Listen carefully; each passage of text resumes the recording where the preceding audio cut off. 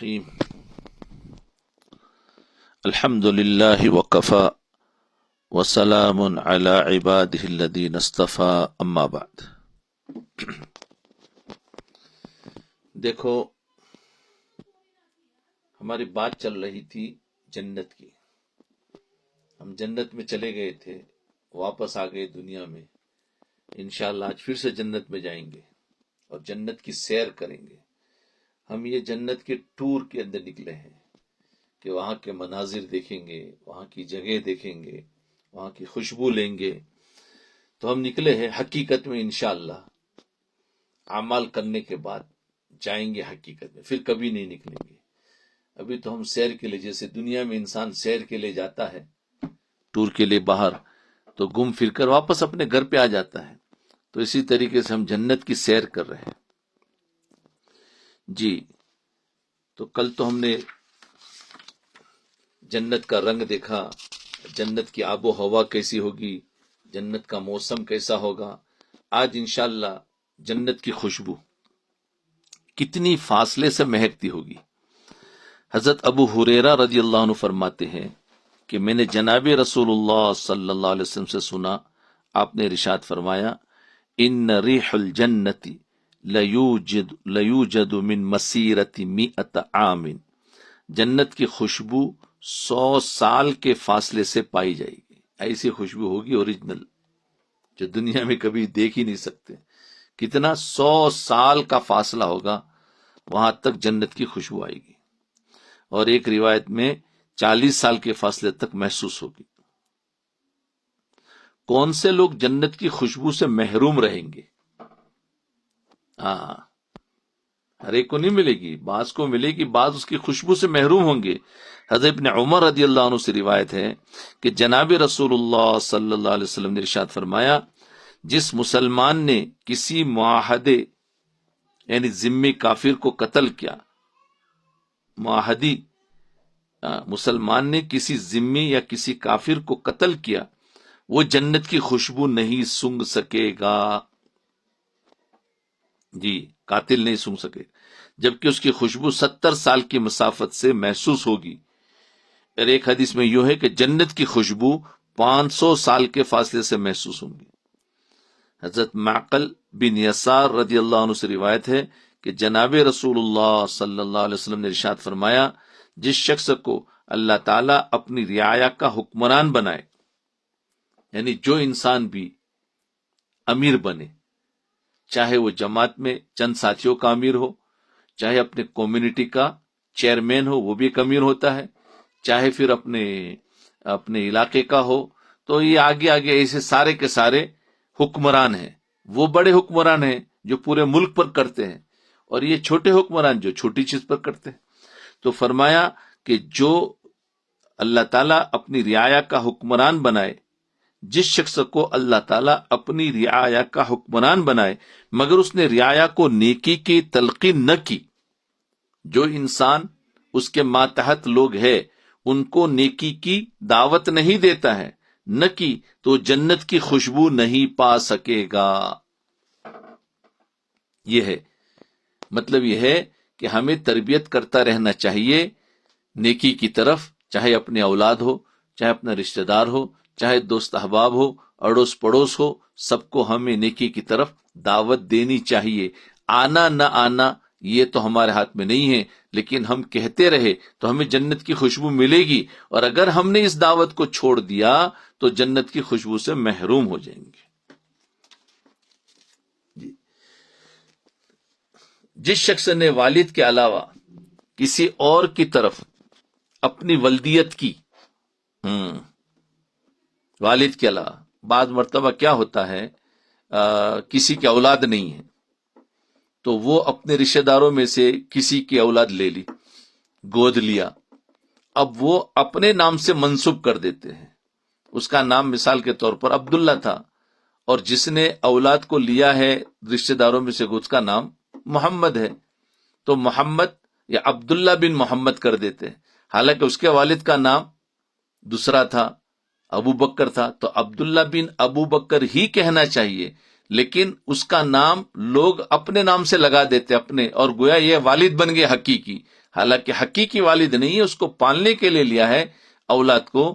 تو یہ کہہ رہے ہیں کہ جس نے اپنے والد کے علاوہ کسی اور کی طرف اپنی ولدیت کی نسبت کی تو وہ جنت کی خوشبو نہیں سونگھ سکے گا.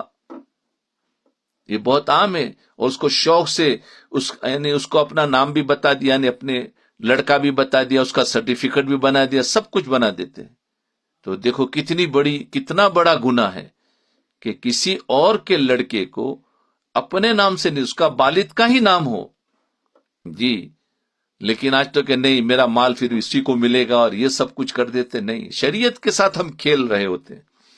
تو فرمایا نسبت کی تو جنت کی خوشبو نہیں سونگھ سکے گا، جبکہ جنت کی خوشبو 500 سال کے فاصلے سے محسوس ہوگی. حضرت ابو ہریرہ رضی اللہ عنہ فرماتے ہیں کہ جناب رسول اللہ صلی اللہ علیہ وسلم نے ارشاد فرمایا جنت کی خوشبو 500 سال کے سفر سے سونگھی جائے گی مگر اس کی خوشبو کو نیک عمل کا احسان جتلانے والا. بعض مرتبہ انسان احسان کر کے پھر جتلاتا ہے، دکھاتا ہے کہ بھئی میرا بھول گیا میں نے آپ کے ساتھ کیا کیا معاملہ کیا تھا. میں نے آپ کو ضرورت پڑی تو اس وقت میں آیا، آپ کی کوئی پکڑ ہوگی تو میں نے آپ کو چھڑایا، اور آپ کو فلاں جگہ پر ضرورت پڑی تو میں نے، آپ بیمار ہو گئے تو ہسپتال کا بل میں نے بھرا. اس طریقے سے انسان اپنے احسانات کو جتلاتا ہے. تو فرمایا جو انسان اپنے نیک عمل کا احسان بتانے والا ہوگا تو والدین کا نافرمان اور ہمیشہ شراب پینے والا وہ جنت کی خوشبو نہیں سونگھ سکے گا. احسان جتلانے والا اور والدین کا نافرمان اور ہمیشہ شراب پینے والا یہ جنت کی خوشبو نہیں سونگھ سکیں گے. اور ایک حدیث میں ہے حضرت ابو ہریرہ رضی اللہ عنہ فرماتے ہیں کہ بہت سی عورتیں باریک یا مختصر یا تنگ لباس پہنتی ہے. یا تو لباس باریک ہوتا ہے، لباس پورا ہے لیکن باریک ہے، یا لباس مختصر ہے، یا پھر لباس تنگ ہے یعنی پورا ہے لیکن اتنا ٹائٹ ہے کہ جسم کے اعضاء دکھتے ہیں. اگر کوئی عورت باریک یا مختصر یا تنگ لباس پہنتی ہے اور وہ اس حالت میں تو اس حالت میں حدیث میں اس کو کیا کہا؟ فرمایا وہ ننگی شمار ہوتی ہے، خود گناہ کی طرف مائل ہوتی ہے اور دوسروں کو گناہ کی طرف مائل کرتی ہے. دوسروں کو گناہ کی طرف خود بھی مائل ہوتی ہے کیونکہ یہ لباس ایسا پہننا یہ دوسروں کو گناہ کی طرف مائل کرنا ہے اور خود بھی گناہ کی طرف مائل ہونا ہے. یہ جنت میں داخل نہیں ہوگی. لباس پہنے تو ایک تو لباس اتنا باریک نہ ہو کہ جس سے جسم دکھے، یا اتنا ٹائٹ نہ ہو کہ جس سے جسم دکھے، بلکہ لباس ڈھیلا ڈھالا ہو. یہ بتانا چاہتے ہیں کہ ڈھیلا ڈھالا لباس ہو تو یہ جنت میں داخل ہوں گے. لیکن جو اگر ایسا کرنے والی تو جنت میں داخل نہیں ہوگی اور نہ اس کی خوشبو پا سکے گی، جبکہ اس کی خوشبو 500 سال کی مسافت سے پائی جائے گی. یہ کون کون لوگ ہیں جو جنت کی خوشبو سے محروم رہیں گے اس کے بارے میں بتایا.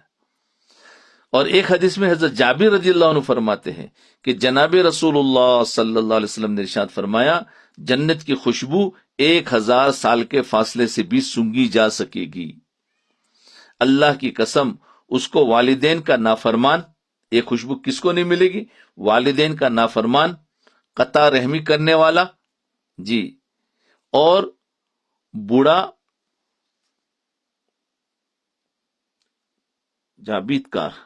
بدکار، بوڑھا بدکار، اور وہ شخص جو تکبر کی وجہ سے اپنی چادر اور شلوار کو زمین پر گھسیٹتا ہوگا وہ جنت کی خوشبو نہیں سونگھ سکے گا. تو کون کون ہے؟ ایک تو والدین کا نافرمان، دوسرا قطع رحمی کرنے والا، رشتہ داروں سے رشتہ توڑ رہے، معمولی بہانوں پر رشتہ توڑ دیا، اور تیسرا بوڑھا بدکار، اور چوتھا تکبر کرنے والا. سمجھے نا؟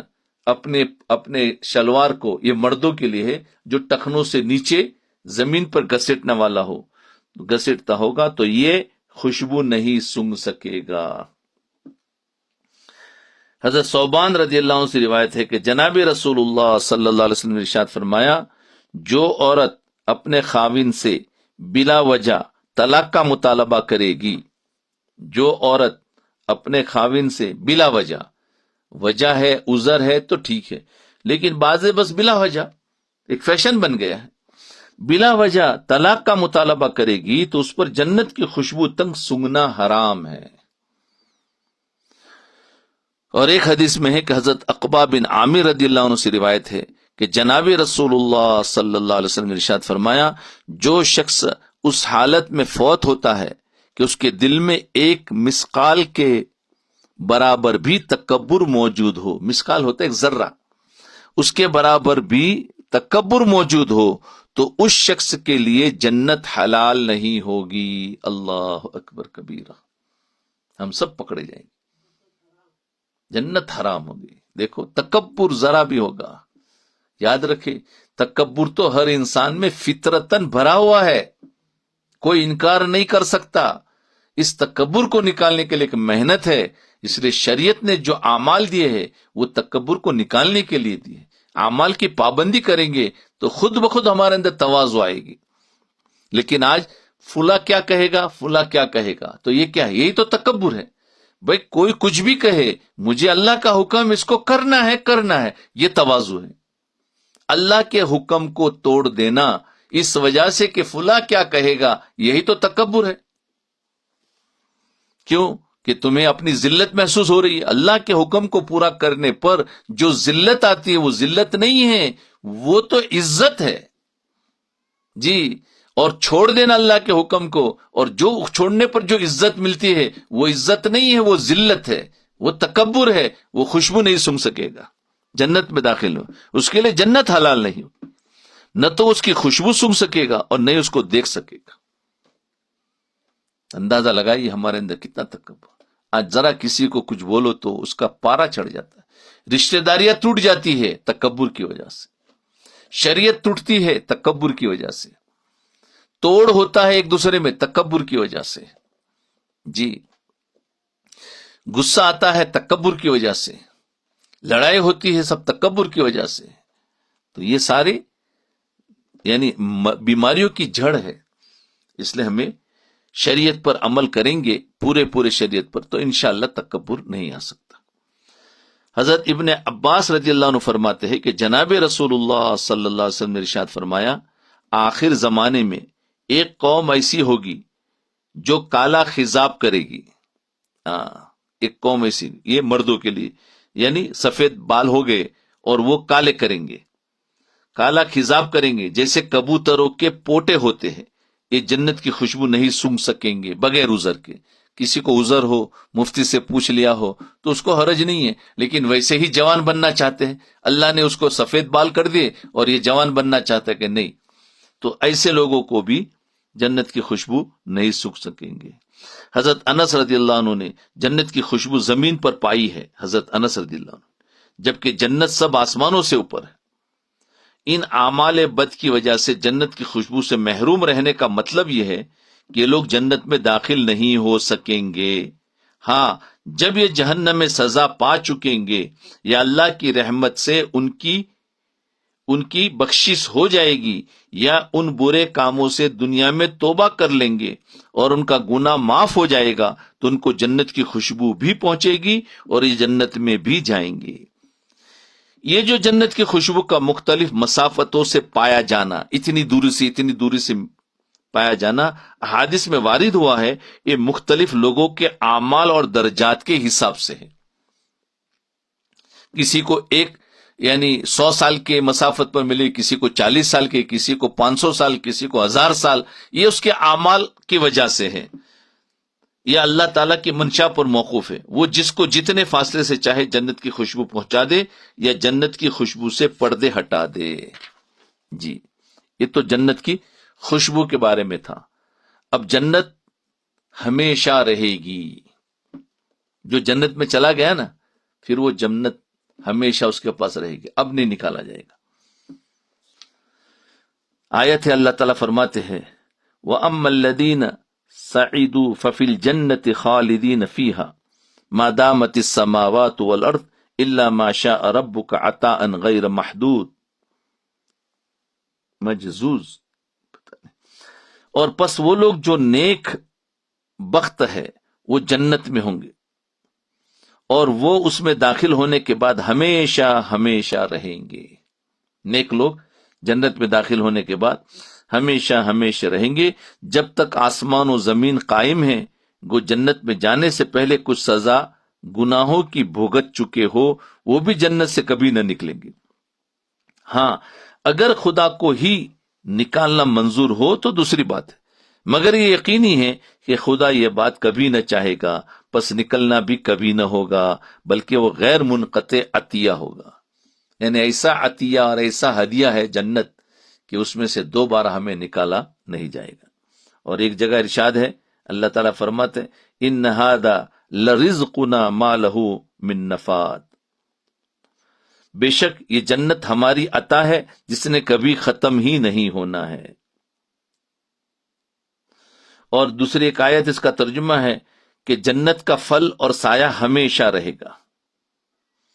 اور ایک جگہ فرمایا وہ جنتی اس جنت سے نکالے نہیں جائیں گے. ایک مرتبہ جنت مل گئی نا، بھائی دنیا میں جو بھی گھر ہو ہمیں ایک دن نکالنا ہوگا. کرائے دیکھو، کرائے کے مکان پر ایک نہ ایک دن نکالا جاتا ہے. اور انسان کا اگر اپنا ذاتی مکان ہے تو بھی اللہ تعالیٰ اس کو ایک نہ ایک دن نکالیں گے، سمجھے نا، کیونکہ وہ بھی کرایہ کا ہے، اللہ کی طرف سے دیا، اپنا ذاتی نہیں ہے. اور جنت تو اللہ کی طرف سے ہدیہ ہے، وہ کبھی نہیں وہاں سے نکالا جائے گا. حضرت ابو ہریرہ رضی اللہ عنہ فرماتے ہیں کہ جناب رسول اللہ صلی اللہ علیہ وسلم نے ارشاد فرمایا جو شخص جنت میں داخل ہوگا وہ ہمیشہ نعمتوں میں رہے گا، کبھی اکتائے گا نہیں، اور ہمیشہ رہے گا، کبھی مرے گا نہیں. سبحان اللہ. حضرت ابو سعید خدری اور حضرت ابو ہریرہ رضی اللہ عنہ سے روایت ہے کہ جناب رسول اللہ صلی اللہ علیہ وسلم نے ارشاد فرمایا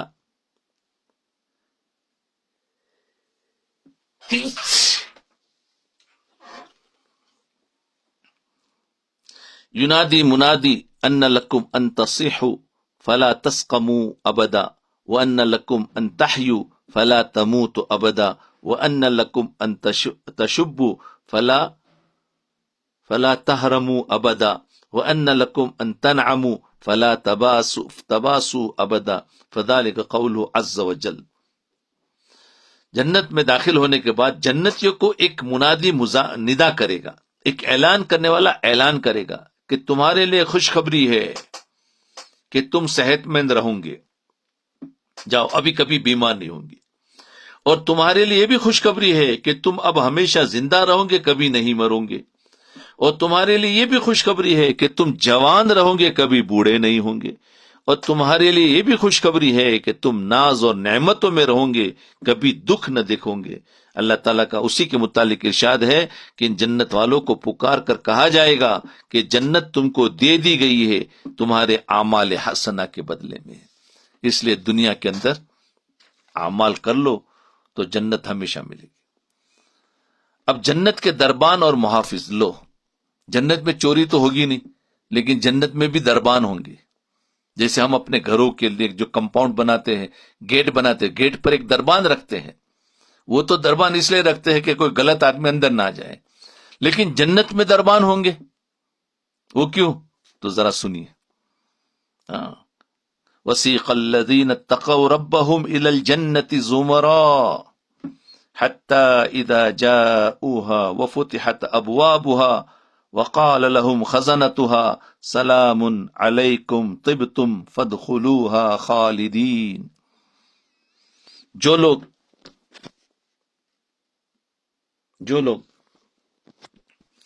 اپنے رب سے ڈرتے تھے، جی وسیق الذین اتقوا ربہم، جو لوگ اپنے رب سے ڈرتے تھے وہ گروہ یعنی گروپ جماعت ہو کر جنت کی طرف روانہ کیے جائیں گے.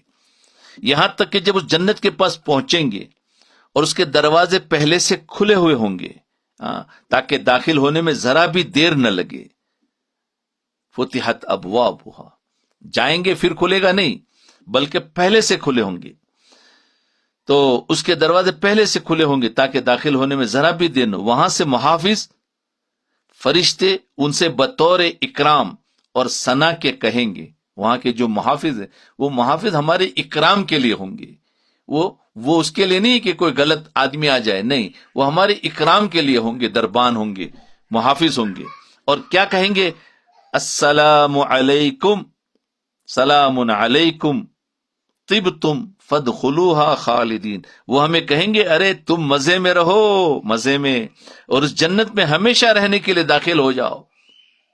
جی، فرشتے بھی ہمیں خوشخبری دیں گے.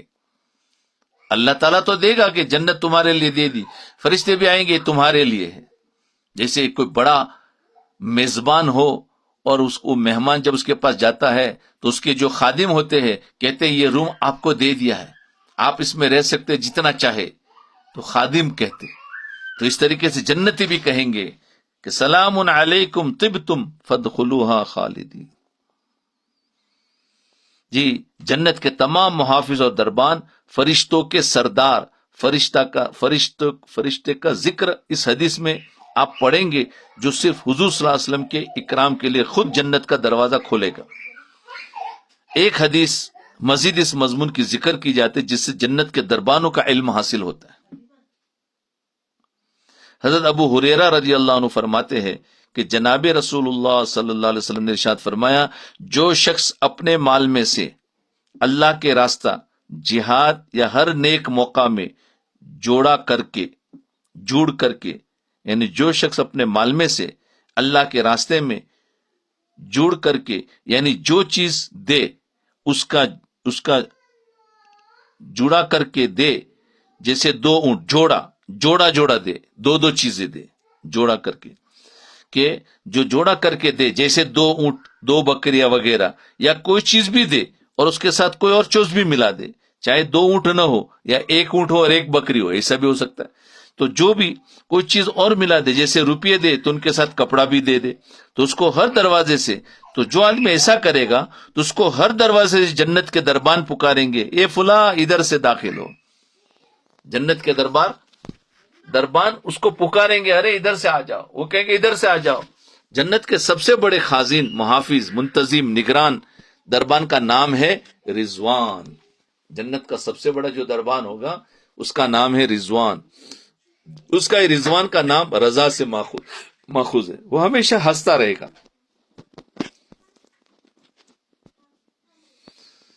ایک ادنا جنتی کے 1000 ناظم ہوں گے، نظام کو سنبھالنے والے.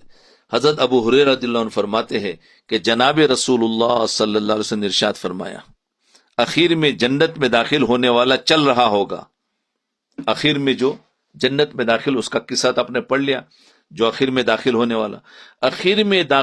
والا جنت میں داخل ہونے والا چل رہا ہوگا کہ اچانک وہ ایک قسم کا نور دیکھے گا اور وہ سجدے میں گر پڑے گا. اس سے پوچھا جائے گا تجھے کیا ہوا؟ تو وہ کہے گا کہ کیا یہ میرے رب نے میرے سامنے تجلی نہیں فرمائی؟ وہ سمجھا کہ رب کی تجلی ہے تو سجدہ کر لے گا سیدھا. تو لوگ فرشتے پوچھیں گے کہ تم نے کیا کر دیا؟ تو کہے کہ کیا میرے رب کی تجلی نہیں فرمائی؟ تو اچانک اس کے سامنے ایک مرد کھڑا ہوگا. وہ عرض کرے گا نہیں، یہ آپ کا رب نہیں ہے، بلکہ یہ محلات میں سے ایک محل ہے اور میں آپ کی خدمتگار نگرانوں میں سے ایک خدمتگار نگران امور خدمت ہوں، اور آپ کے لیے میرے جیسے 1000 خدمت کرنے والے ہیں. پھر وہ جنتی اس خدمت کرنے والے کے آگے آگے چلے گا اور اپنے ادنا درجے کے محل میں داخل ہوگا، اور وہ جس چیز پر نگاہ ڈالے گا غایت لطافت اور حسن کی وجہ سے اس کی نظر اس کی تمام جنت تک پہنچ جائے گی، اور جنتی کی مملکت 100 سال کے سفر کرنے کے برابر ہوگی. اتنی بڑی ہوگی کہ اگر 100 سال سفر کرے تو اس کے کنارے تک پہنچ سکے. یہ ادنا سے ادنا جنتی کو دی جائے گی. ایک نظر کرے گا چمکتی دمکتی ہوگی. سبحان اللہ، کیا جنت ہو. تو یہ کیا بتایا کہ جنت کے دربان اور محافظ ہوں گے. وہاں استقبال کے لیے اور بڑے آدمی کے استقبال کے لیے گاڑیاں بھیجی جاتی ہے. پھر گاڑی تو گئی ہے، پھر اس کے بعد جب گھر میں داخل ہوتے وہاں الگ خادم ہوتے ہیں. پھر اس کے بعد وہ اپنے کمرے میں داخل ہوتا ہے تو وہاں خدمت کرنے والے الگ خادم ہوتے ہیں. کھلانے پلانے والے، ہاتھ دھلانے والے الگ ہوتے ہیں. گیٹ پر الگ ہوتا ہے، گاڑی میں چلنے والا الگ ہوتا ہے. تو کتنے خادم ہوتے ہیں دنیا کے اندر بھی. کوئی بڑا آدمی ہوتا ہے، جب بلاتا ہے اس کے بہت سارے خادم دیتے، تو اللہ تعالیٰ ہمیں بلا رہا ہے، اللہ تعالیٰ ہمیں جنت کی طرف بلا رہا ہے، تو جنت میں اللہ تعالیٰ ایک تو ہمیں جنت کی طرف لے جانے والے الگ خادم ہوں گے، جنت کے اندر جب داخل ہوں گے اس کے گیٹ پر الگ خادم ہے، جب اندر جائیں گے تو ہر گھر کے ہر ہمارا جو کمرہ ہوگا وہ الگ خادم ہوں گے، پھر گھر کے اندر الگ خادم ہوں گے، پھر ویسے کھیلنے والے کودنے والے الگ ہوں گے، پتہ نہیں کتنے کتنے خادم ہوں گے، کیا مزے کی جنت ہوگی، ہائے ہائے۔ اب جنت کا راستہ دیکھو، جنت کا راستہ ایک ہے، اللہ تعالیٰ فرماتے ہیں جنت میں جانا ہے تو ظاہر بات ہے جنت ایسی ہوگی تو جنت کا راستہ کدھر ہے؟ آپ لوگوں کو سوال پیدا ہوگا کہ ہمیں وہ راستہ بتاؤ تاکہ ہم چل کے چلے جائیں۔ جی تو وہ راستہ بتا دو، وَإِنَّ هَذَا صِرَاطِي مُسْتَقِيمًا فَاتَّبِعُوهُ وَلَا تَتَّبِعُوا السُّبُلَ فَتَفَرَّقَ بِكُمْ عَنْ سَبِيلِهِ، یہ دین اسلام اس کے تمام احکام میرا راستہ ہے۔ یہ جو ہمارا درس ہوتا ہے نا روزانہ آپ جو سنتے ہیں، یہ سب جنت کے راستے ہیں، آپ اس پر عمل کو، میں نے آپ کو جنت کا راستہ اتنا کھولا ہے کہ آپ سمجھ سکتے ہیں ہر راستہ جنت کی طرف جاتا ہے۔ تو کہیں گناہ سے بچنا ہے تو راستہ جا رہا ہے، کہیں اعمال کرنا ہے تو راستہ جا رہا ہے، کہیں بدنگاہی سے بچنا ہے تو یہ بھی جنت کا راستہ ہے، کہیں کسی کے سامنے جھکنا ہے اللہ کے لیے تو یہ بھی جنت کا راستہ ہے، سارے جنت کے راستے ہیں۔ تہجد پڑھنا بھی جنت کا راستہ، نمازوں کی پابندی کرنا بھی جنت کا راستہ۔ یہ دین اسلام اور اس کے تمام احکام میرا راستہ ہے جو کہ بالکل مستقیم ہے، سیدھا ہے، سو اس راہ پر چلو اور دوسری راہوں پر مت چلو، دوسرے راستوں پر مت چلو۔ یہ راستے میں ذرا پہلے آپ کو بتا دیا کہ کانٹے ہیں، بس اتنا دیکھو، راستہ سیدھا ہے، بہت اچھا ہے، لیکن کانٹے ہیں، ان کانٹوں سے بچ کر جانا ہے۔ اور دوسرا راستہ جو ہے اس پہ پھول ہے، مزیدار ہے، بہت اچھا لگے گا، کوئی تکلیف نہیں، لیکن آگے جہاں جائے گا وہ اینڈ جو ہوگی وہ بہت خطرناک ہے، وہ گڑھے میں جا کے گرے گا، اور یہ سیدھا مزوں میں جا کے گرے گا۔ تو اس لیے فرمایا دو راہیں ہیں، دوسری راہوں پر مت چلو، وہ راہیں تم کو اللہ کی راہ سے جدا کر دے گی۔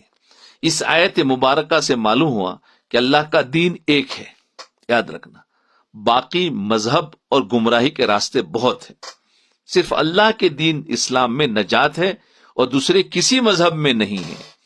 ہمارا مذہب نہیں، ہمارا تو دین ہے، دین، یہ مذہب اسلام نہیں کہنا چاہیے، دین اسلام کہو۔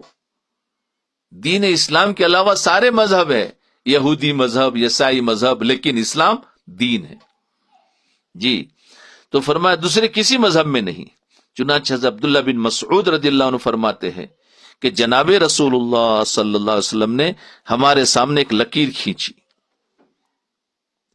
کھینچی، فرمایا یہ اللہ کا راستہ ہے نا، ایک لکیر بناؤ بلیک بورڈ پر سیدھی، تو فرمایا دیکھو اس جنت کا راستہ ہے،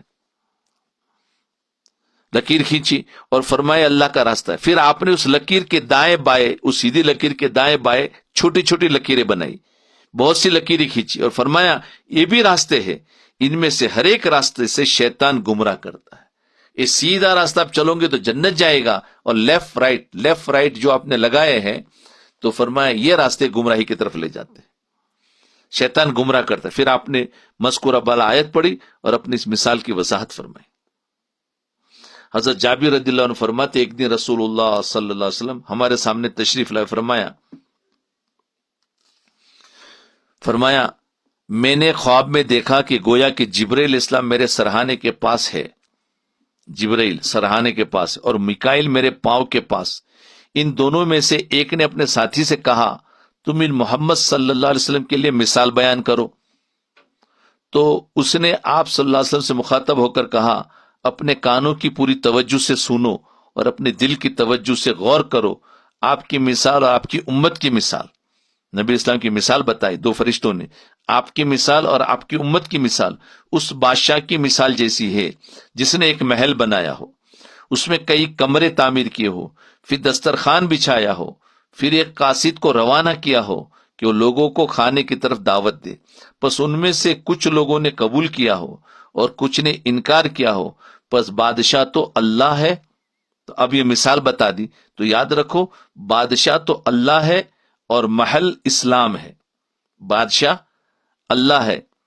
مثال بیان تو آپ نے فرمایا نا کہ سنو کہ آپ کی مثال، آپ کی امت کی مثال ایسی ہے کہ اس بادشاہ کی مثال جیسی ہے. بادشاہ تو اب ہم اس مثال سے سمجھو ہمارا بادشاہ کون ہے؟ اللہ.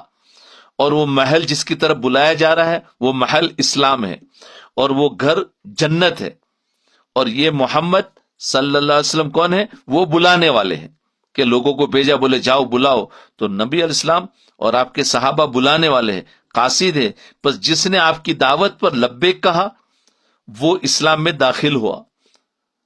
جو اسلام میں داخل ہوا، یا جنہوں نے اپنے گناہوں سے توبہ کی اور وہ صحیح راستے پر آ گئے، وہ بھی اس میں داخل ہے. کہ دعوت دینے والے ہر جگہ پر ہوتے ہیں. اس کفر میں بھی دعوت دی جاتی ہے کہ اسلام میں داخل ہو، اور مسلمانوں کو دعوت دی جاتی ہے کہ گناہوں سے نکل کر اعمال کی طرف آ جائے. تو دعوت پر لبیک کہی وہ اسلام میں داخل ہو گیا، اور جو اسلام میں داخل ہو گیا وہ جنت میں داخل ہو گیا. اور جو جنت میں داخل ہو گیا اس نے اس سے کھایا جو کچھ اس میں موجود ہے.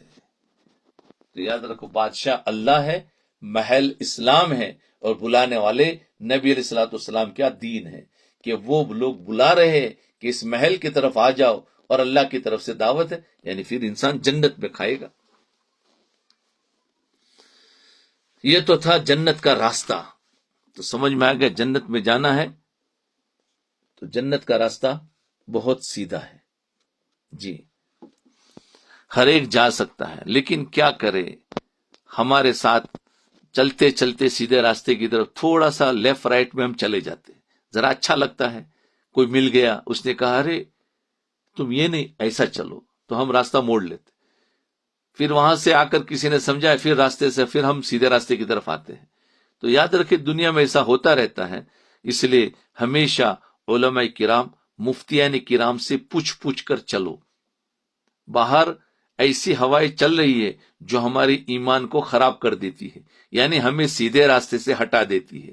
ہمارے باہر جتنے لوگ ہیں وہ ایسی باتیں کرتے ہیں کہ ہمارے دلوں میں جس راستے پر ہم چل رہے ہوتے اس میں شک آ جاتا. اس لیے جہاں ہمیں شک ہو جائے تو فوراً علماء مفتیان کرام کا جائے کہ فلاں آدمی نے ہمیں یہ بات کہی ہے، کیا یہ بات اسلام میں ہے یا اسلام سے نکلی ہوئی ہے؟ تو ہمارا دل صاف ہو جائے گا، پھر ہم سیدھے راستے کی طرف چلتے رہیں گے.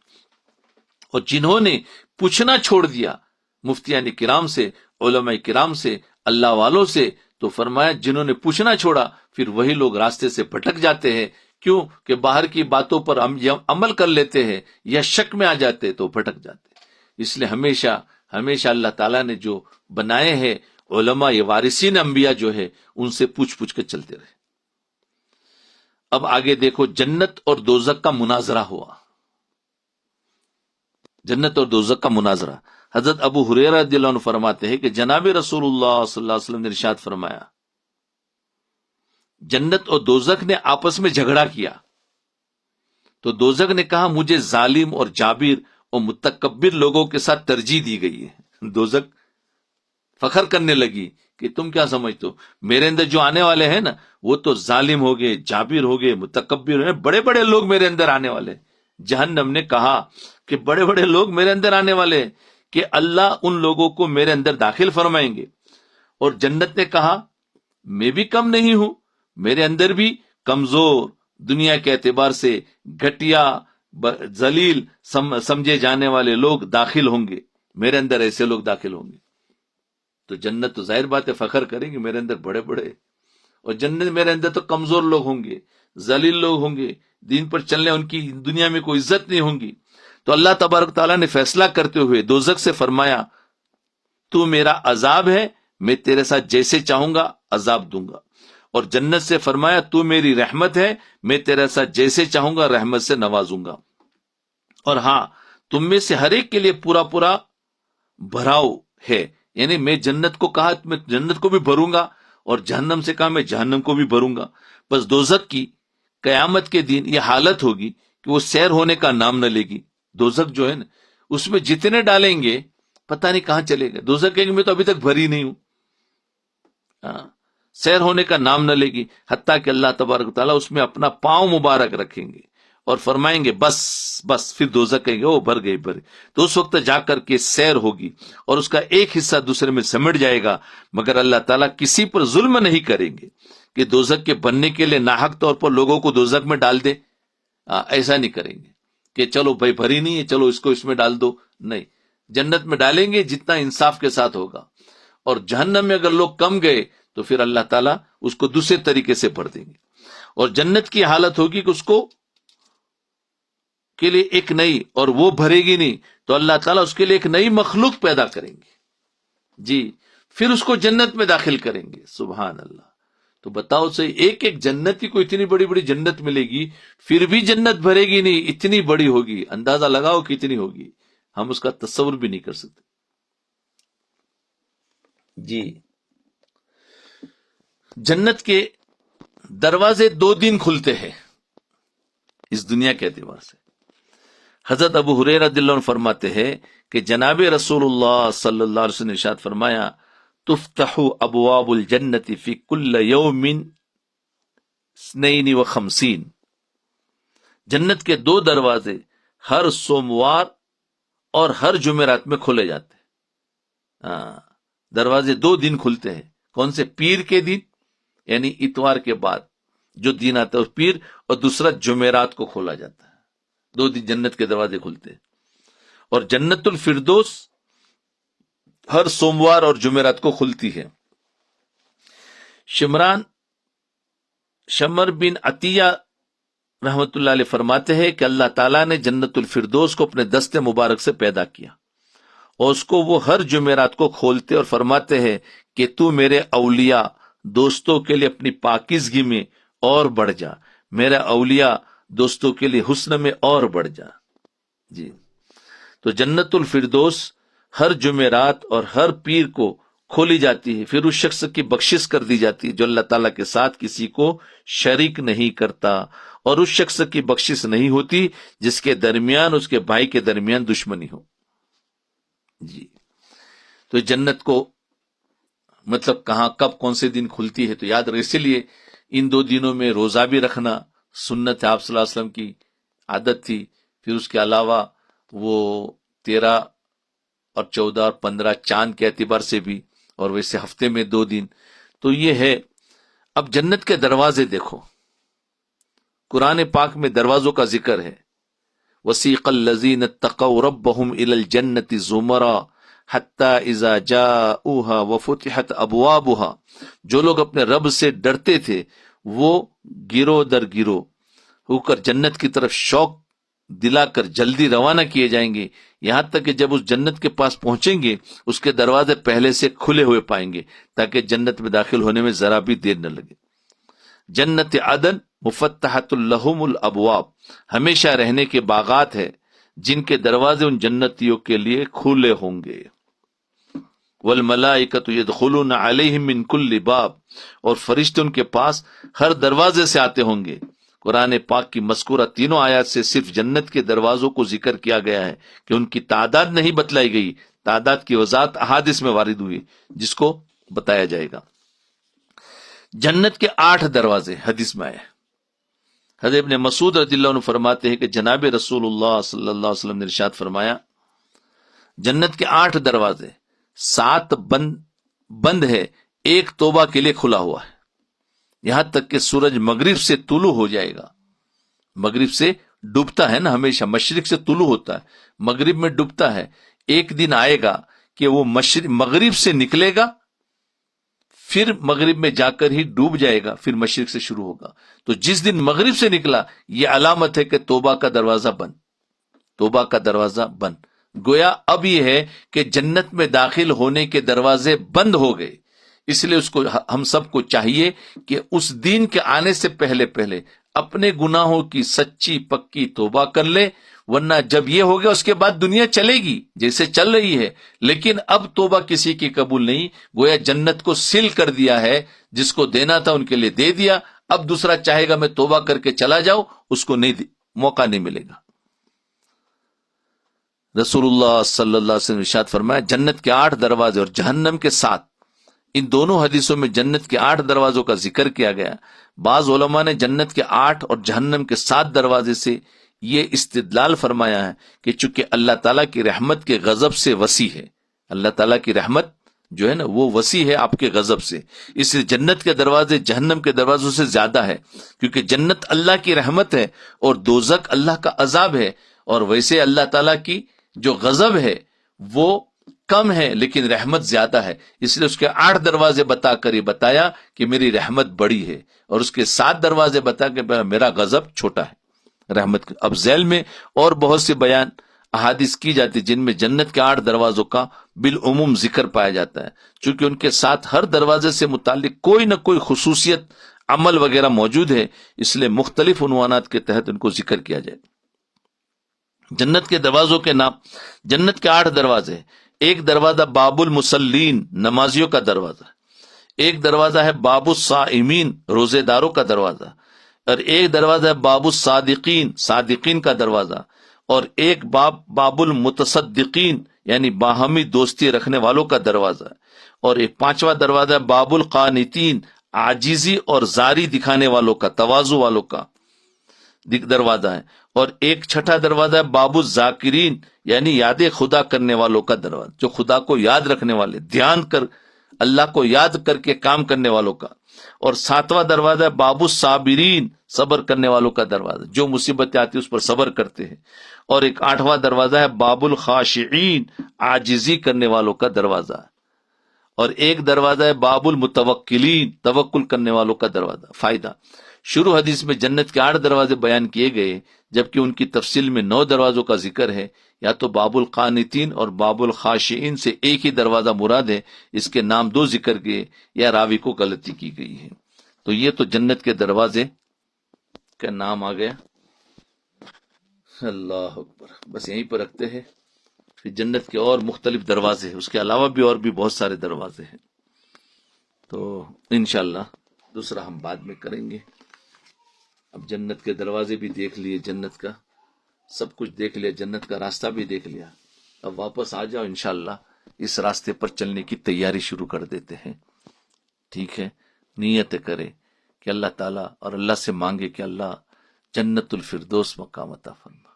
جنت الفردوس مانگ، اعلیٰ جنت مانگے، چھوٹی چھوٹی نہ مانگے کہ جنت میں ایک تھوڑی سی جگہ دے دے. نہیں، اللہ مانگے، دینے والا اللہ ہے. اللہ سے اپنی دعاؤں میں مانگے کہ اللہ جنت الفردوس عطا فرما، جنت الفردوس عطا فرما. جی بہت ساری جنتوں کا ذکر آئے گا انشاءاللہ. ابھی تو ہم جنت کی سیر کے لیے نکلے ہیں، انشاءاللہ آپ کو ایک ایک گائیڈ کریں گے کہ کیا کہاں کس کونے میں کیا کیا ہے، اور پوری جنت انشاءاللہ دکھائیں گے. کافی لمبا ٹور ہے ہمارا، انشاءاللہ جڑے رہیں گے تو فائدہ ہوتا رہے گا.